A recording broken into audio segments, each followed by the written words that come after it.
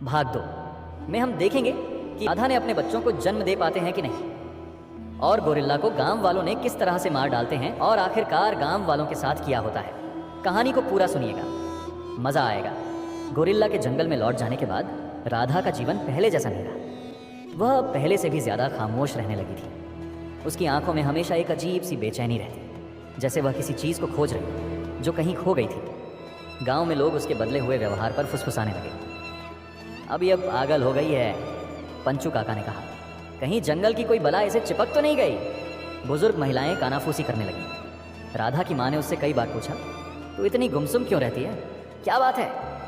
राधा बस मुस्कुराकर कहती, कुछ नहीं माँ, मैं ठीक हूँ। राधा के अंदर कुछ नया जन्म ले रहा था। राधा को लगता था कि गोरिल्ला उसे छोड़कर नहीं गया, बल्कि वह अब उसके भीतर था। उसका प्रेम, उसकी शक्ति, उसकी जंगली स्वतंत्रता, सब कुछ राधा के भीतर किसी बीज की तरह पल रहा था। एक रात जब पूरा गांव सो रहा था, राधा अचानक जागी। उसके भीतर कुछ हलचल महसूस हुई। ऐसा लगा जैसे कोई उसके भीतर सांस ले रहा, कोई नया जीवन आकार ले रहा। उसने अपना पेट छुआ और धीरे से फुसफुसाई, राजा तुम मुझ में हो। राधा की माँ को जल्द ही शक होने लगा कि कुछ अजीब हो रहा है। उसकी चाल धीमी हो गई थी। वह हर वक्त अपने पेट पर हाथ रखती थी।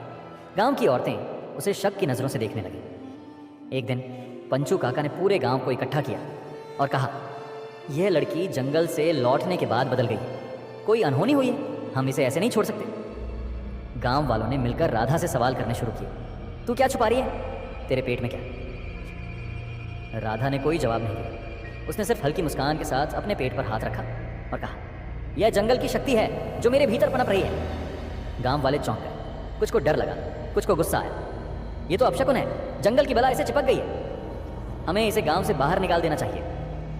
राधा जानती थी कि गांव वाले कभी उसे समझ नहीं पाएंगे। वे सिर्फ वही देखते थे जो उनकी आंखों के सामने था, लेकिन जो उसके भीतर पल रहा था उसे समझने की उनकी शक्ति नहीं थी। वह गांव के बीच में खड़ी हुई और कहा, तुम सब डरते हो क्योंकि तुमने कभी जंगल की ताकत को महसूस नहीं किया। तुमने हमेशा उसे एक खतरे की तरह देखा, लेकिन मैंने उसमें प्रेम पाया, मैंने उसमें जीवन पाया, और अब वह जीवन मेरे भीतर बह रहा है। गांव वाले भौंचक्के रह गए। कुछ औरतों ने घबराकर सिर पर हाथ रख लिया।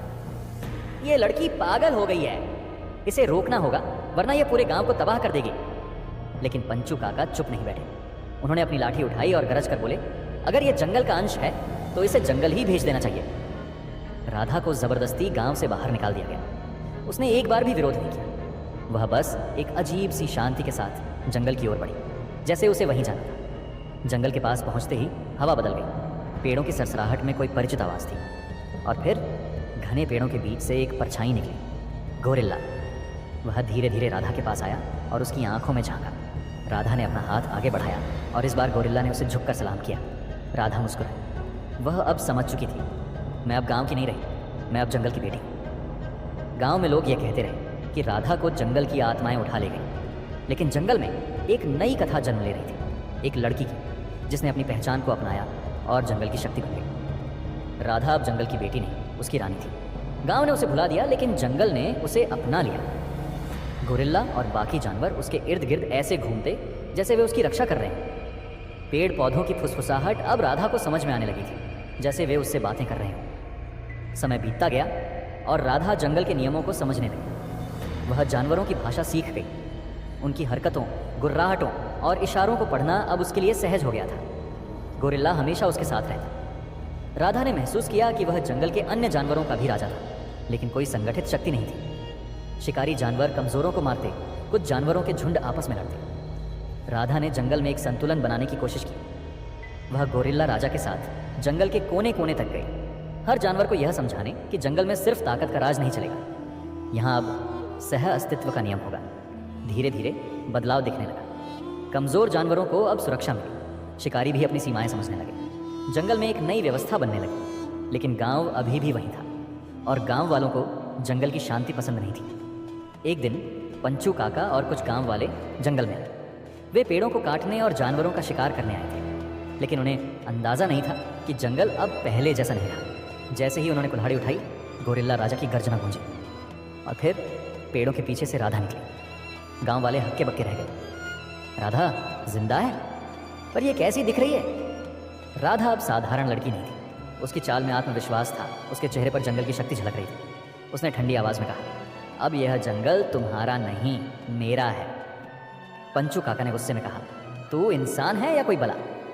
राधा मुस्कुराई, मैं वो हूँ जिसे तुमने ठुकरा दिया था, पर अब मैं जंगल की रानी हूँ और मैं अपनी प्रजा को बचाऊंगी। गांव वालों ने अपने हथियार उठाए, लेकिन इससे पहले कि वे हमला कर पाते पूरा जंगल गूंज उठा। गोरिल्ला गरजा, पेड़ हिले, पक्षी उड़ गए और जंगल के सभी जानवर सामने आ गए। चीते, भेड़िए, हाथी, बंदर, हर जीव राधा के पीछे खड़ा था। गांव वाले कांप गए। उन्होंने पहली बार जंगल की सच्ची ताकत देखी थी। पंचू काका ने कदम पीछे खींचते हुए कहा, यह लड़की अब हमारी नहीं रही। राधा ने आंखें बंद की और जब उसने फिर देखा तो उसके सामने घुटनों के बल बैठे पंचू काका थे। हमें माफ कर दो जंगल की रानी। गांव वाले जंगल से भाग गए। समय बीतता गया और राधा जंगल की रानी बनकर अपने नए जीवन में रम गई। गोरिल्ला राजा, हाथी, भेड़िए और पक्षी, हर कोई उसे अपनी नेता मान चुका था। जंगल अब संतुलन में था, लेकिन यह शांति अधिक समय तक नहीं रहने वाली थी। एक रात जब पूरा जंगल चांद की रोशनी में नहा रहा था, राधा को एक गहरी पीड़ा महसूस हुई। वह जमीन पर बैठ गई। उसकी सांसें तेज हो गई। जंगल के जानवर उसके चारों ओर इकट्ठा हो गए। गोरिल्ला राजा चिंतित था, लेकिन राधा जानती थी यह दर्द कोई सामान्य दर्द नहीं था। उस रात जंगल के भीतर एक नया जीवन जन्मा। जंगल का बेटा राधा ने एक पुत्र को जन्म दिया, एक ऐसा शिशु जो इंसानों की तरह था, लेकिन उसकी आंखों में जंगल की गहराई थी। उसकी त्वचा सांवली थी, लेकिन उस पर जंगल की मिट्टी का रंग चढ़ा था। उसकी पकड़ में गोरिल्ला राजा जैसी ताकत थी और उसकी चुप्पी में जंगल का रहस्य बसा था। गोरिल्ला राजा ने उसे अपनी बड़ी हथेलियों में उठाया और गर्जना की। पूरे जंगल ने इस नए उत्तराधिकारी का स्वागत किया। हाथियों ने चिंगाड़ मारी, भेड़िए भौंकने लगे और पक्षी आसमान में उड़कर मंडराने लगे। यह जंगल का नया राजकुमार था, राधा का पुत्र, जंगल का उत्तराधिकारी। लेकिन गांव में इस खबर ने डर और सनसनी फैला दी। कुछ लकड़हारे जो जंगल के किनारे गए थे, उन्होंने इस बच्चे की एक झलक देख ली थी। वे भागते हुए गांव लौटे और घोषणा की, राधा ने जंगल में एक दैत्य को जन्म दिया है। वह इंसान नहीं, जंगल की आत्माओं का बेटा है। पंचू काका, जो पहले ही राधा की शक्ति से जलता था, इस मौके को भुनाने में पीछे नहीं रहा। अगर वह बड़ा हुआ तो हमारे गांव के लिए खतरा बनेगा, हमें उसे खत्म करना होगा। जब राधा को इस खतरे की भनक लगी तो उसने गोरिल्ला राजा और जंगल के बाकी जानवरों के साथ तैयारी शुरू कर दी। अब यह सिर्फ जंगल बनाम गांव की लड़ाई नहीं थी, ये एक माँ की अपने बेटे के लिए लड़ाई थी। गांव वाले जब जंगल की सीमा पर पहुंचे तो उन्हें लगा कि वे आसानी से इस बच्चे को पकड़ लेंगे, लेकिन उन्हें अंदाज़ा नहीं था कि जंगल अब पहले जैसा नहीं था। राधा अब सिर्फ एक माँ नहीं, जंगल की रानी थी। उसने अपने बेटे को गोरिल्ला राजा की गोद में सौंपा और कहा, आज जंगल की शक्ति दिखाने का समय आ गया है। गांव वालों ने जैसे ही जंगल में कदम रखा, उन्हें चारों ओर से घेर लिया गया। गोरिल्ला, भेड़िए, सांप और पक्षी, हर जीव वहां था, लेकिन सबसे भयानक थी राधा की आंखें। तुम्हें लगता है कि तुम जंगल से ताकत छीन सकते हो? तुम्हें लगता है कि तुम मेरे बेटे को छू सकते हो? गांव वालों ने पहली बार राधा के भीतर छिपी सच्ची शक्ति देखी। उन्होंने पहली बार जाना कि अब वह सिर्फ गांव की लड़की नहीं, जंगल की देवी थी। पंचू काका ने डरते हुए घुटने टेक दिए। हमें माफ कर दो रानी, हम तुम्हारे बेटे को कभी नुकसान नहीं पहुंचाएंगे। राधा मुस्कुराई। उसने अपने बेटे को देखा, जिसने अभी तक एक शब्द भी नहीं कहा था, लेकिन उसकी आंखों में भविष्य की रोशनी थी। तुमने मुझे ठुकराया, लेकिन जंगल ने मुझे अपनाया। अब तुम सब जंगल से डरोगे। यह मेरा साम्राज्य है और यह मेरा बेटा, इसका उत्तराधिकारी। गांव वाले भाग गए। वे कभी जंगल लौटने की हिम्मत नहीं कर सके और राधा का पुत्र, जिसे अब वन पुत्र कहा जाता था, बड़ा होने लगा। उसकी चाल में गोरिल्ला राजा की ताकत थी, उसकी आंखों में जंगल की गहराई और उसकी आत्मा में राधा की बुद्धिमानी। वह इंसानों की भाषा भी समझता था और जानवरों की भी। वह जंगल की हर धड़कन से जुड़ा हुआ था। गांव के कुछ लालची लोगों ने जंगल को काटने और वहां खेती करने की योजना बनाई। उन्होंने सुना था कि जंगल के भीतर एक ऐसा स्थान है जहां जमीन सोने जैसी उपजाऊ है। पंचू काका के बेटे बलराम ने इस योजना को आगे बढ़ाने का बीड़ा उठाया। हम इतने सालों से जंगल से डरते आए हैं, लेकिन अब डरने का समय नहीं है। ये जंगल हमें बहुत कुछ दे सकता है। गांव वालों ने बलराम के नेतृत्व में कुल्हाड़ियों और मशालों के साथ जंगल में प्रवेश किया। जैसे ही गांव वालों ने पेड़ों को काटना शुरू किया, सांपों ने रास्ता घेर लिया। बंदरों ने पेड़ों से पत्थर गिराने शुरू कर दिए। पक्षी तेज आवाज में चीखने लगे, जैसे जंगल को चेतावनी दे रहे हों। लेकिन सबसे भयानक था वनपुत्र का आगमन। वनपुत्र अब पूरी तरह से जंगल का अभिन्न हिस्सा बन चुका था। उसकी लंबी और मजबूत काया पर जंगल की मिट्टी का रंग था। उसकी आंखें रात में चमकती थीं और उसकी सांसों में जंगल की गरज थी। जब वह गांव वालों के सामने आया तो बलराम चौंक गया। ये कौन है? राधा, जो अब जंगल की देवी के रूप में पूजी जाने लगी थी, पेड़ों के बीच से निकलकर बोली, यह वही है जिसे तुमने दैत्य कहा था। यह मेरा बेटा है, जंगल का उत्तराधिकारी। वनपुत्र ने गांव वालों को गहरी आंखों से देखा। वह कुछ नहीं बोला, लेकिन उसकी उपस्थिति ही इतनी शक्तिशाली थी कि गांव वालों की हिम्मत जवाब देने लगी। बलराम ने गुस्से में कहा, हम इस जंगल को नहीं छोड़ेंगे, यह हमारी जमीन है। बलराम ने अपने आदमियों को हमला करने का आदेश दिया। यहीं पर वनपुत्र ने अपनी सच्ची शक्ति दिखाई। वनपुत्र ने अपने हाथों से एक पेड़ की मोटी शाखा तोड़ी और उसे जमीन पर पटका। उसकी शक्ति इतनी जबरदस्त थी कि जमीन कांप उठी। उसने पहली बार अपनी आवाज निकाली। ये एक इंसान की चीख नहीं थी, न ही किसी जानवर की गरज। यह जंगल की गूंज थी। गांव वाले डर से कांप गए।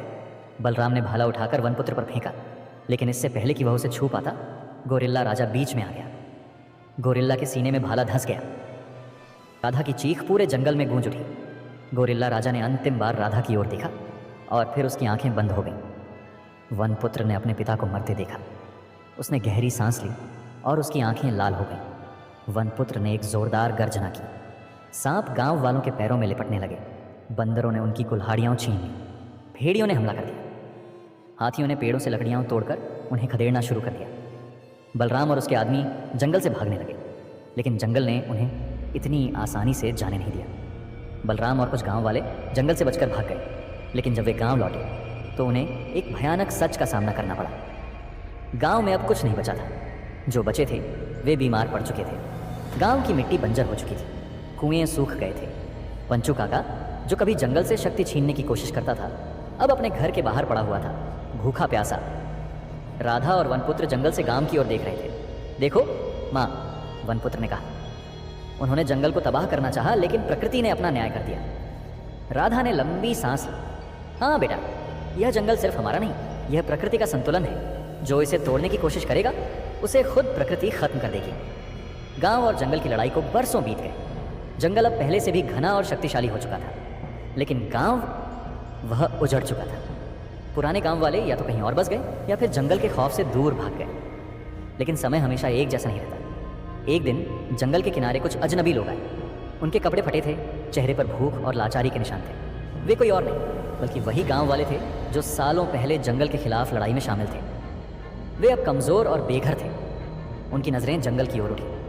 वनपुत्र, माँ देखो, ये वही लोग हैं जिन्होंने हमें जंगल में धकेला था। अब वे खुद ही वापस लौट रहे हैं। राधा ने शांत आंखों से गांव वालों को देखा। बेटा, बदले से कभी शांति नहीं मिलती। ये लोग अपने कर्मों का फल भोग चुके हैं। अब समय है हमें यह तय करने का कि हम जंगल और गांव के बीच संतुलन कैसे बनाएं। राधा और वनपुत्र जंगल छोड़कर गांव की ओर बढ़े। उनके पीछे हाथियों की चिंगाड़, भेड़ियों की गुर्राहट और पक्षियों की चहचहाहट गूंज रही थी। गांव वाले जब उन्हें आता देखे तो डर से कांपने लगे। बलराम, जो अब बूढ़ा और कमज़ोर हो चुका था, घुटनों के बल बैठ गया। हमें माफ़ कर दो राधा, हमने बहुत गलत किया था। राधा ने गहरी सांस ली। तुमने जंगल को तबाह करने की कोशिश की थी, लेकिन जंगल ने तुम्हें माफ़ कर दिया। अब मैं भी तुम्हें माफ़ करती हूँ। गांव वालों की आंखों से आंसू गिर पड़े। राधा और वनपुत्र ने गांव वालों को सिखाया कि प्रकृति के साथ कैसे जीना है। उन्होंने पेड़ लगाना शुरू किया। कुएं फिर से भरे गए और धीरे धीरे गांव फिर से बसने लगा। लेकिन अब गांव जंगल के खिलाफ नहीं, बल्कि उसके साथ जी रहा था। गोरिल्ला राजा की जगह अब नया गोरिल्ला नेता बना, जो जंगल और गांव की सीमाओं की रक्षा करता। अंत में राधा अब सिर्फ जंगल की रानी नहीं थी, वह गांव की माँ भी बन गई थी। वनपुत्र, जो जंगल का उत्तराधिकारी था, अब गांव और जंगल के बीच पुल बन गया। और जब भी कोई अजनबी गांव में आता तो उसे यह कहानी सुनाई जाती। यह गांव एक बार जंगल से लड़ चुका था, लेकिन अब जंगल और गांव एक ही आत्मा के दो हिस्से हैं। राधा और वनपुत्र की तरह कहानी खत्म नहीं हुआ। अभी एक नई दुनिया की